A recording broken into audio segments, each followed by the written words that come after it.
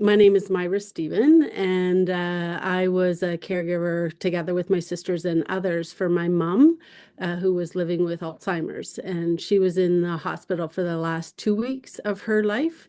And then she was fortunate to die at the hospice in Aurelia. And a while after my mom died, took me maybe 8 months or so, I decided to write a letter to the hospital staff because we had had mostly a really good experience with very caring staff looking after my mom and checking in with us. But there were a few things that I thought could be improved. So I wrote a letter and I I was someone from the patient experience office contacted me and invited me to record my thoughts to be shared with the board of directors. And I was so grateful for the opportunity to do that because it gave me a place to put my thoughts and feelings.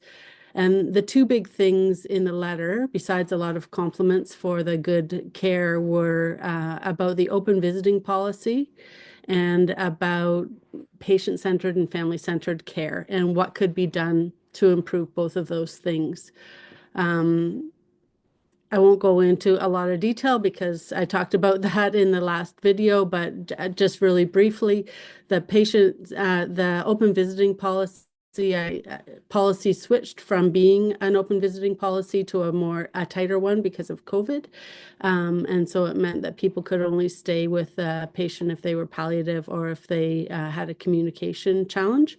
And so I needed to advocate pretty hard to be able to stay to support my mom who couldn't communicate because of the Alzheimer's. She could communicate, but she couldn't remember if she was being, where the call bell was and that kind of thing. So she really did need support and was palliative as well.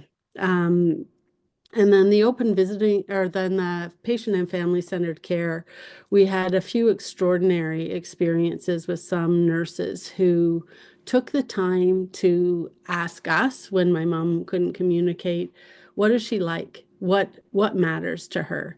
And they learned about her and then responded with extraordinary care.